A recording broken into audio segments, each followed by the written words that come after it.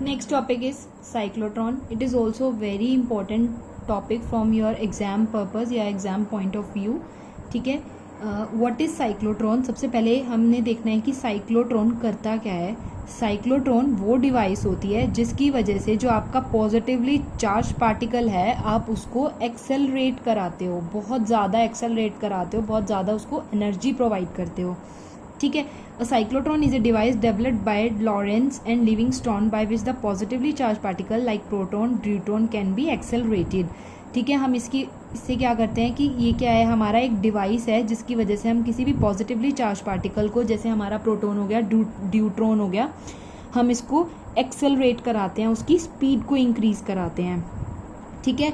अब इसका प्रिंसिपल क्या है, ये किस प्रिंसिपल पे वर्क करता है, इसका हमें आपको मेनली इसमें दो चीज़ें ध्यान रखनी है. ये किस प्रिंसिपल पे काम करता है, जो आपकी इलेक्ट्रिक फील्ड है वो तो ऑसिलेटिंग होनी चाहिए और आपकी जो मैग्नेटिक फील्ड है वो क्या होनी चाहिए, यूनिफॉर्म होनी चाहिए. ये बेसिकली इसके टू प्रिंसिपल्स हैं. जो आपकी इलेक्ट्रिक फील्ड और मैग्नेटिक फील्ड दोनों प्रेजेंट होती हैं, बट जो आपकी इलेक्ट्रिक फील्ड है वो तो ऑसिलेटिंग नेचर होना चाहिए, बट जो आपकी मैग्नेटिक फील्ड है वो क्या होनी चाहिए, यूनिफॉर्म होना चाहिए. The working of cyclotron is based on the fact that a positively charged can be accelerated to a sufficient high energy. अब बहुत ज़्यादा उसको एक्सेलरेट क्यों करा रहे हैं, हमें उसको बहुत ज़्यादा हाई एनर्जी देनी है. वो किसकी हेल्प से देंगे, ठीक है, हम जब इलेक्ट्रिक फील्ड की वैल्यू को किसी स्मॉल वैल्यूज़ पे ऑसिलेट कराएंगे, ठीक है, by making it to cross the same electric field time and again with the use of strong magnetic field. ठीक है. तो इसमें दोनों का यूज़ है, हम इलेक्ट्रिक फील्ड भी अप्लाई कर रहे हैं और मैग्नेटिक फील्ड भी अप्लाई कर रहे हैं. ठीक है. अब इसकी कंस्ट्रक्शन है, हम देखते हैं ये बनता कैसे है हमारा, इसमें हम क्या क्या यूज़ करते हैं. ठीक है. सबसे पहले हमने क्या देखा, इसमें क्या लेंगे, हम दो स्ट्रॉन्ग मैग्नेट्स लेंगे. ठीक है. ये हमारे दो स्ट्रॉन्ग मैग्नेट्स हैं. एक की जो पोलैरिटी है वो नॉर्थ पोल है, दूसरे की पोलैरिटी क्या है, साउथ पोल है. ठीक है. आपको पता है नॉर्थ हमेशा जो मैग्नेटिक फील्ड लाइंस होती हैं वो कैसे जाती हैं, नॉर्थ टू साउथ पोल जाती हैं. ठीक है. ये क्या जा रही हैं, आपकी ऊपर से नीचे क्या जा रही हैं, मैग्नेटिक फील्ड लाइंस जा रही हैं. इस केस में क्या होती हैं, आपकी दो डीज होती हैं. ये डी क्या होती है, होलो इवैक्यूएटेड मेटल चैम्बर्स होती हैं आपके. ठीक है. इसका मतलब क्या हो गया, आपका एक कोई आप लगा लो आपका होलो एक सर्कल है. ठीक है. जब आपने उसको कट कर दिया सेंटर से, अब क्या है, वो बीच में से तो खाली है ना. आपका जो इलेक्ट्रिक फील्ड लगेगी वो कहाँ लगेगी, सिर्फ उसके सरफेस पे लगेगी. जैसे हमने कंडक्टर पे देखा था, चार्ज कंडक्टर का केस जब हमने देखा था, उसमें क्या देखा था, एक तो कंडक्टर के सरफेस पे चार्ज होता है जब वो होलो होता है, बट जब वो क्या होता है, आपका स्फीयर होता है. अब क्या है, उसके बीच में भी कुछ कंडक्टर भरा हुआ है, दैट मीन्स बीच में भी चार्ज होगा. बट इस केस में हम क्या ले रहे हैं, होलो मेटल ले रहे हैं, होलो डीज ले रहे हैं. ठीक है. ये दोनों डीज क्या हैं, होलो डीज हैं. अब हमने क्या देखा, जो आपकी इलेक्ट्रिक फील्ड की डायरेक्शन है वो किस डायरेक्शन में, इस डायरेक्शन में है. ठीक है. इलेक्ट्रिक फील्ड इस डायरेक्शन में और मैग्नेटिक फील्ड आपकी किस डायरेक्शन में, इस डायग्राम के अकॉर्डिंग ये ऐसे है. ठीक है. तो यानी क्या हो गई, ये आपस में परपेंडिकुलर हो गई एक दोनों के. ठीक है. अब क्या होगा आपका, जब आपका हमने क्या रखा, ठीक है, ये हमारी क्या थी, कंस्ट्रक्शन थी. इसमें हमने क्या ली, दो डीज ले ली हमारी. ठीक है. दो हमारे मैग्नेट्स हो गए, नॉर्थ पोल साउथ पोल. इसकी जो डायरेक्शन है वो इस डायरेक्शन में है आपकी, यानी प्लेन ऑफ पेपर. ठीक है. जो आपकी इलेक्ट्रिक फील्ड है, और प्लेन ऑफ पेपर के परपेंडिकुलर क्या लग रही है, हमारी मैग्नेटिक फील्ड लग रही है. इसमें एक हाई फ्रीक्वेंसी ऑसिलेटर हमने लगाया. ये हाई फ्रीक्वेंसी ऑसिलेटर बेसिकली क्या करता है, ये आपकी डीज के ऊपर पोलैरिटीज बनती हैं. पोलैरिटीज क्या होती हैं, एक तो पॉजिटिव साइन और एक नेगेटिव साइन. ठीक है. ये क्या करेगा कि पोलैरिटीज को टाइम टू टाइम चेंज करता रहेगा. ये हम देखेंगे इसकी वर्किंग में ये कैसे चेंज करता है. ठीक है. बेसिकली ये क्या होता है, हाई फ्रीक्वेंसी ऑसिलेटर का काम होता है. एक ये क्या होती है, हमारी विंडो होती है. ये विंडो क्या होती है, जब वो पार्टिकल आप इसके अंदर रखोगे तो वो कहीं से तो बाहर निकलेगा ना. ठीक है. वो कहाँ से बाहर निकलेगा, इस विंडो से बाहर निकलेगा एक्सेलरेट होके. अब विंडो से बाहर निकल के भी किसी टारगेट को हिट करेगा. ठीक है. एक हमने कोई टारगेट रखा है यहाँ पे, अब इस टारगेट को वो हिट करेगा. ठीक है. Now we will see it's working. हमने क्या किया इस केस में, सबसे पहले हमें पता है कि मैग्नेटिक फील्ड इस डायरेक्शन में है, इलेक्ट्रिक फील्ड हमारी इस डायरेक्शन में है. ठीक है. अब जब हमने इस पार्टिकल को, किसी भी पॉजिटिवली चार्ज पार्टिकल को कहाँ रखा, डी के बीच में, सेंटर में रखा. अब ये क्या करेगा, इसके सेंटर में ही घूमेगा. ठीक है. होलो पार्ट के अंदर घूमेगा ना ये, और होलो पार्ट के अंदर कोई इलेक्ट्रिक फील्ड नहीं है. इलेक्ट्रिक फील्ड कहाँ है, सिर्फ उसके कंडक्टर पे, मेटल के ऊपर ऊपर है। अब हम इसको कहाँ घुमा रहे हैं, सेंटर के अंदर घुमा रहे हैं, ठीक है। तो अब इस पे क्या लगेगी, सिर्फ मैग्नेटिक फील्ड लग जाएगी यहाँ से, ठीक है। अब हमने क्या किया, पॉजिटिव चार्ज आयन को हमने यहाँ रखा, हमारा ये जो हाई फ्रिक्वेंसी ऑसिलेटर था इसने वर्क करना स्टार्ट किया। सपोज करो कि अब सबसे पहले इसने क्या दी, यहाँ की पोलैरिटी माइनस दे दी और इस डी को पोलैरिटी क्या दे दी, प्लस दे दी, और इस डी को क्या पोलैरिटी दे दी, माइनस दे दी, ठीक है। अब ये पॉजिटिवली चार्ज पार्टिकल था, ये किसकी तरफ अट्रैक्ट करेगा, नेगेटिव की तरफ, इसको रिपेल करेगा, ये अट्रैक्ट करेगा, तो ये कहाँ कर जाएगा, इस डी में एंटर कर जाएगा, ठीक है। और इसने क्या कर लिया, ये सर्कुलर पाथ क्यों फॉलो किया, क्योंकि हमारी मैग्नेटिक फील्ड अप्लाई हो रही है। अभी हमने लास्ट टॉपिक में क्या देखा था, मैग्नेटिक फील्ड की वजह से, मैग्नेटिक फील्ड लाइन की वजह से, अगर वो परपेंडिकुलर हो, ठीक है, प्लेन के अगर मैग्नेटिक फील्ड लाइन परपेंडिकुलर हो तो उसकी वजह से कौन सा पाथ होता है, हमारा सर्कुलर पाथ होता है, ठीक है। अब ये क्या करेगा, ये यहाँ से इस पॉइंट से निकला, ये इस पॉइंट पे आ गया यहाँ पे, ठीक है। यहाँ पे अब ये इस पॉइंट पे आके ये क्या करेगा, दूसरी डी के अंदर एंटर करेगा, ठीक है। जब जैसे ही ये इस पॉइंट पे आएगा, हाई फ्रीक्वेंसी ऑसिलेटर क्या करेगा, पोलैरिटीज को रिवर्स कर देगा। अब यहाँ नेगेटिव थी, इसने यहाँ पॉजिटिव दे दी, और यहाँ कौन सी पोलैरिटी दे दी, नेगेटिव पोलैरिटी दे दी। अब यहाँ पॉजिटिव हो गई, यहाँ नेगेटिव हो गई। अब ये किस था, इस पॉइंट पे था, ये नेगेटिव साइन मिल गया इसको, ये क्या करेगा, इसको अट्रैक्ट करेगा वापस से, ठीक है। अट्रैक्ट करेगा तो क्या करेगा, कुछ उसकी वेलोसिटी वापस, थोड़ी सी वेलोसिटी और उसकी इंक्रीज हो जाएगी, ठीक है। उसकी वेलोसिटी इंक्रीज हो जाएगी तो अब क्या कर देगा, ये बड़ा रेडियस बना देगा पहले से। अब ये कहाँ आ गया, D2 के एंड पे आ गया यहाँ पे वापस। अब जैसे ही D के एंड पे आएगा, हाई फ्रीक्वेंसी ऑसिलेटर क्या करेगा, उसकी पोलैरिटीज को चेंज करता रहेगा। जैसे ही ये इस D2 के एंड पे आया, वापस पोलैरिटी चेंज हो गई, ये नेगेटिव हो गई, ये पॉजिटिव हो गई। अब ये नेगेटिव पोलैरिटी अपनी तरफ अट्रैक्ट करेगा इसको, जैसे ही अट्रैक्ट करेगा इसकी कुछ वेलोसिटी इंक्रीज हो जाएगी, क्योंकि हमारे पास अब क्या लग रही है, फोर्स लग रही है ना। फोर्स की वजह से क्या होती है, हमारी वेलोसिटी कुछ बढ़ जाएगी, कुछ वेलोसिटी इंक्रीज हो जाएगी, ये वेलोसिटी बढ़ी। फिर इसने सर्कुलर पाथ लिया, किसकी वजह से, मैग्नेटिक फील्ड की वजह से इसने सर्कुलर पाथ लिया। फिर इसके एंड पे आया, फिर पोलैरिटीज चेंज, फिर ऐसे ऐसे, तो ये क्या करेगा, हेलिकल मोशन दिखाएगा हमारे यहाँ पे, ठीक है। और उसकी वेलोसिटी को, उसकी स्पीड को क्या करता जाएगा, इंक्रीज करता जाएगा, ठीक है। इतनी ज़्यादा इंक्रीज कर देगा, एक टाइम पे ये क्या आ जाएगा, इस विंडो के जब पास आ जाएगा, इसकी स्पीड इतनी ज़्यादा इंक्रीज हो जाएगी, ठीक है। ये इस विंडो से क्या कर जाएगा, एग्जिट कर जाएगा और टारगेट को हिट कर जाएगा। इस तरह से जो आपका साइक्लोट्रॉन है ये वर्क करता है। इसकी वर्किंग बिल्कुल सिंपल है, बस आपको समझने की ज़रूरत है ये करता कैसे है, ठीक है। अब हम क्या करेंगे, ये जो हमने देखा, हमें पता है कि आपकी जो मैग्नेटिक फील्ड है वो कैसे काम करती है, वो परपेंडिकुलर लगती है आपकी, ठीक है। तो हम अब परपेंडिकुलर लगती है तो आपको पता है उसके ऊपर कुछ फोर्स भी अप्लाई होगा, ठीक है। और हमने देखा था फोर्स अप्लाई कैसे होगा आपको पता है, एक तो F क्या होता है, centripetal force, that is mv²/r, और दूसरा फोर्स आपने देखा था, अगर BVQ साइन थीटा, साइन कितना हो जाएगा यहाँ से 90 डिग्री, क्योंकि हमारी मैग्नेटिक फील्ड कितनी है, परपेंडिकुलर डायरेक्शन में है, तो ये कितनी हो जाएगी, BVQ हो जाएगी यहाँ से, ठीक है। दोनों फोर्स हैं, दोनों फोर्स इक्वल होंगी, दोनों को इक्वेट कर दोगे, यहाँ से किसकी वैल्यू निकाल दोगे, R की वैल्यू निकाल दोगे, ठीक है। अब इस केस में हमने क्या निकाली, R की वैल्यू निकाली, R की वैल्यू कितनी आ गई, mv/bq आ गई। आपने क्या देखा, जो आपकी R है, रेडियस है, अब किसके डायरेक्टली प्रोपोर्शनल है, V के डायरेक्टली प्रोपोर्शनल है, ठीक है। ये हमने डायग्राम में भी देखा था कि जैसे जैसे आपका V वेलोसिटी हर D में आके कुछ वेलोसिटी इंक्रीज हुई, उसकी वजह से क्या हुआ, इसका रेडियस भी इंक्रीज होता जाएगा, क्योंकि वो बड़ा सर्कल बना रहा है, वो मूव तभी कर रहा है ना, वो टारगेट तक तभी पहुंचेगा, हिट तभी करेगा, विंडो में से निकलेगा जब उसकी वेलोसिटी इंक्रीज होती जाएगी, ठीक है।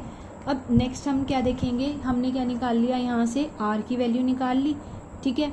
अब यहाँ से हम क्या निकाल सकते हैं, V की वैल्यू भी निकाल सकते हैं, ठीक है। V की वैल्यू कैसे निकाल सकते हो आप, यहाँ से V = RBQ/m, ठीक है। आप यहाँ से V की वैल्यू को फाइंड आउट कर सकते हो, ओके।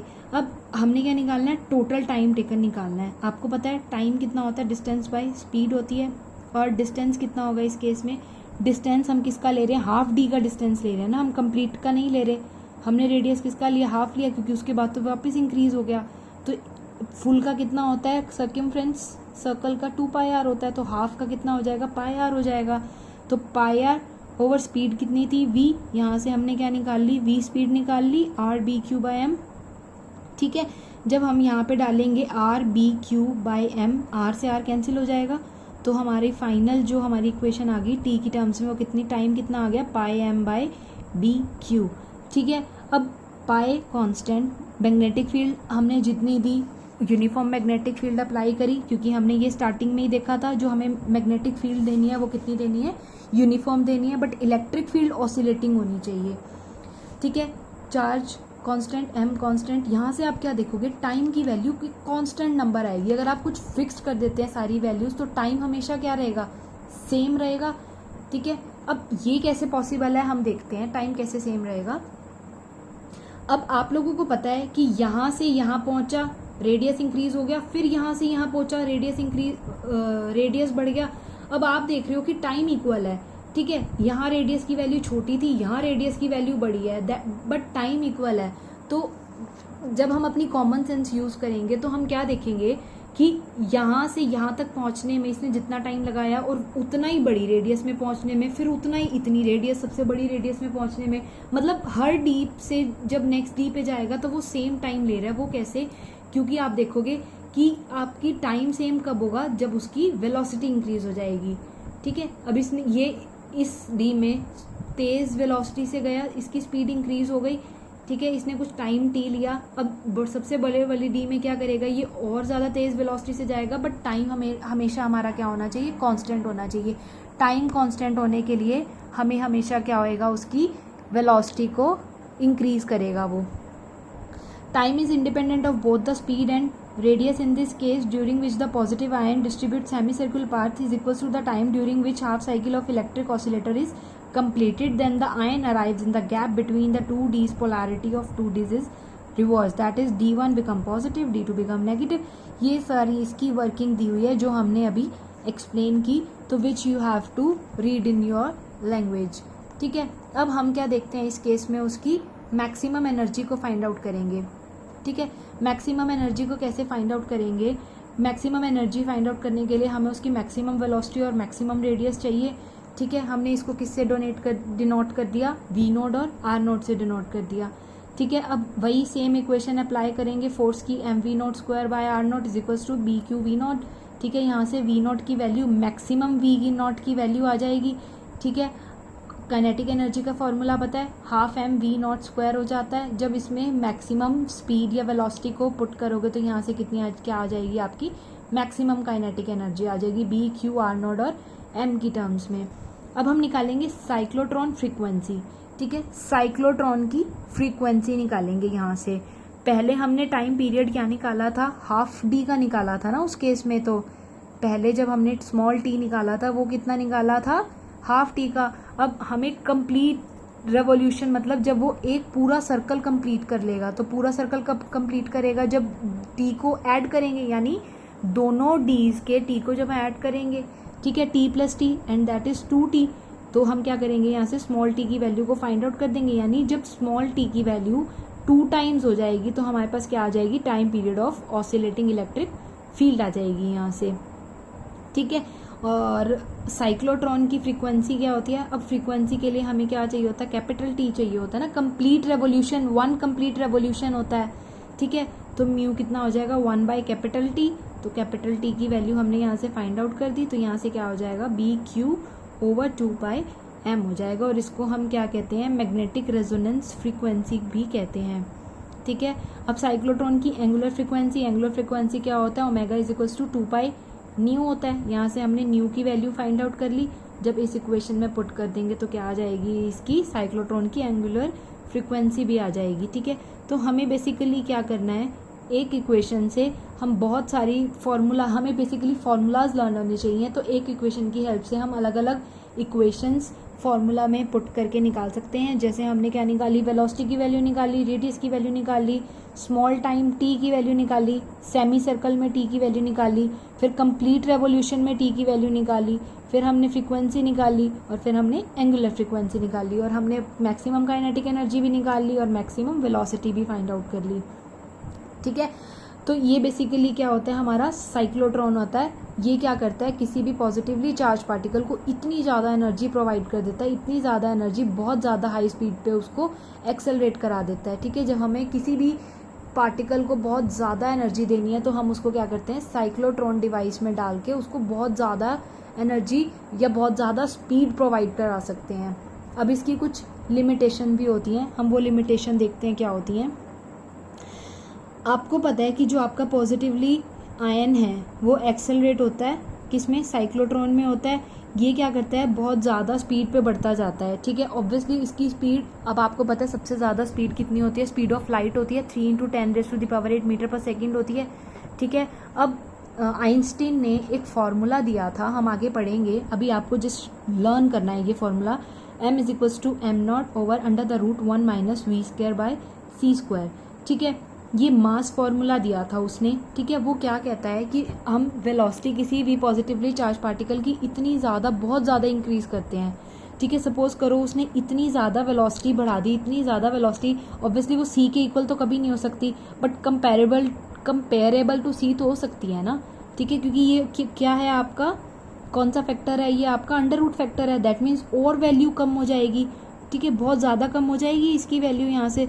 सपोज कर लो हमें कितनी चाहिए थी यहाँ से, वेलोसिटी कितनी चाहिए थी हमें यहाँ से, 10 कुछ मान लो। ठीक है, हमें कितनी इसने दे दी, 0.8 दे दी। दैट मीन्स बहुत ज़्यादा देगी ना, कंपेरेबल टू 10 हो गई ये। ठीक है, उसकी वजह से क्या होगा आपका, अब ये कितना है, m = m0/√1 - v²/c²। ठीक है, अब when v is comparable to c, तो v और c को इक्वल लिख सकते हैं। जब v और c को इक्वल रखोगे तो ये क्या हो जाएगा, m = m0/√1 - हम इसको क्या लिख सकते हैं, v को c लिख सकते हैं, तो c²/c², तो c² से स्क्वायर से कैंसिल होकर यहाँ कितना आ गया, 1 आ गया, तो 1 - 1 इज 0, तो m = m0/0, something bye 0 maths में हम क्या देखते हैं, इन्फिनिटी। ठीक है, तो अब हमने क्या देखा कि इसने इसका मास को कितना ज़्यादा इंक्रीज कर दिया। ठीक है, अब ये क्या करता है, इतना ज़्यादा मास इंक्रीज हो गया, अब इसकी भी कुछ लिमिट होगी ना, ये इतना ज़्यादा इंक्रीज मास नहीं कर सकता।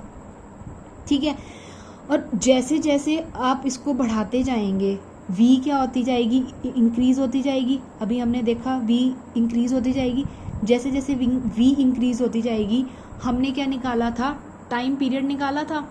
ठीक है, लास्ट केस में टाइम पीरियड की कुछ वैल्यू निकाली थी। ठीक है, वो क्या आई थी, πm/b²। अब m की वैल्यू हमने इस टर्म में देख ली यहाँ से।